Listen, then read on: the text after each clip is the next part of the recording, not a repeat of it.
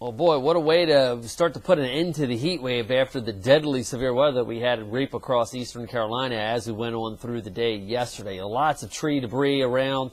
We're going to be doing the cleanup from this over the next week or so. Unfortunately, I had 3 people that did lose their lives.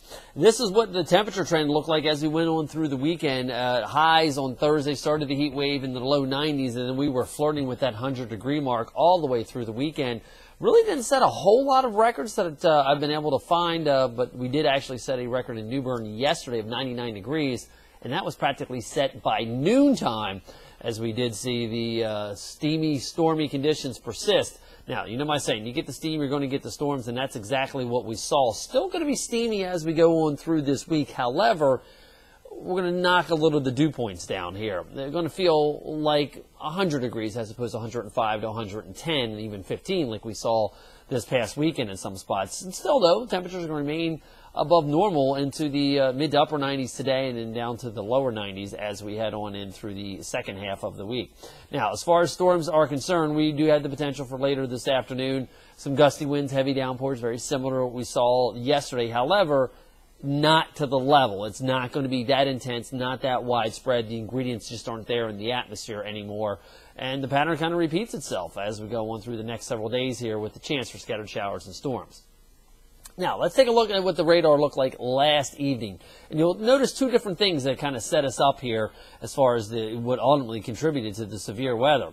We did have the sea breeze front that made its way inland to New Bern, Swan Quarter, back to between Kenansville and Jacksonville. And then we had the secondary line of storms that were developing in the heat of the afternoon, marching southbound. It was as they hit that sea breeze front just south of Kinston and around northern Craven County and then really march its way on through. That's where we had the most severe weather and damage reports come from. In fact, you can see here anything in blue is a wind report and did have quite a few wind reports. Even look at some of the wind gust reports coming in.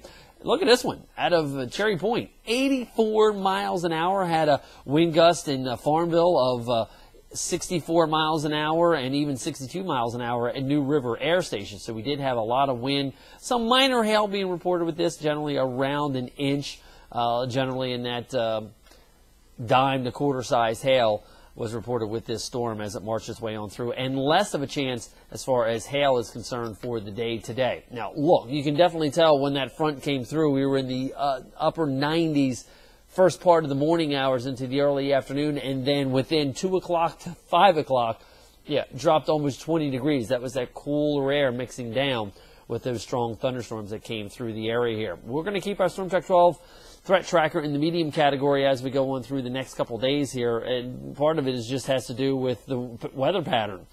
Heavy downpours, gusty winds, and damaging winds are possible. Not so much concerned about hail today, but it is a possibility.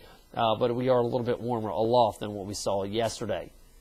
Speaking of warm, how about 94 to 98 for top temperatures today, making our way into the upper 80s and low 90s at the beaches, feeling more like 100, again, as opposed to 110, 115. Storms end shortly after midnight tonight at the latest, even at the beaches, warm and muggy under partly cloudy skies at worst.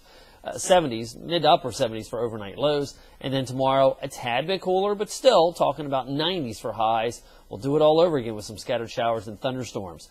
This is the reason why, 1, we had the severe storms, and 2, while the pattern's kind of stuck. Look at this big upper level ridge here sitting out here over the Tennessee Valley. But notice this line right here. This is the 588 height line. Usually when storms start to break down, it's along that line that we look for these vortexes, these upper disturbances to track, and that's what helps touch off these storms. We saw one come through yesterday. It's sitting out here. There's another one sitting back here. They'll kind of traverse along that line. So look, as we put this into motion here for you, how you still hold that 588 height line around us, and even as we go into Wednesday and Thursday, a little bit more of a mean troughs also develop here over the eastern portion of the United States as the big upper level ridge refires back across Iowa and Missouri. So that's going to make us susceptible to these vortexes coming along, touching off showers and thunderstorms in the afternoon and evening hours here. Even though the main trough remains off the coast, we're going to feel the disturbances riding on through. And then we do watch for a little bit of this upper level ridge to come back into the neighborhood as we head on into next weekend, going into the following week, as again, we watch that heat from the Central Plains expand eastbound into us here in eastern Carolina. Let's track it for you as far as future track is concerned. Again, less coverage of the storms for the day today, not as severe. But again, any storm that does develop could have some heavy downpours and damaging winds. You'll notice by 3, 4, 5 o'clock, they'll start inland and then kind of march the way down to the beaches as we go on through the evening hours here. We lose the daylight, we lose the storms, we'll lose the clouds, and then we'll see this pattern repeat itself again as we go through noon and early afternoon hours tomorrow for inland spots. Storms pulse up. Any of them could have some heavy downpours, and then they dissipate just as quickly as they form. So, taking a look at your planning forecast, headed into the 4th of July, you'll notice a lot of showers and thunderstorms will be around, just not everybody's going to see them every single day. So, we'll keep the chance for scattered showers and storms in the forecast all the way through, not only this week, but even into next weekend, as that upper level ridge starts to refire back into the neighborhood here. In case you're wondering what it's going to be like down at the beach for tomorrow, if you're planning on headed there, looking at temperatures topping out into the mid to upper 80s once again across eastern Carolina. Have yourself a good Monday, and again, keep it tuned right here. We'll continue to keep you updated on any severe weather threats that we need to alert you to. I'm Storm Track 12 meteorologist Les Still.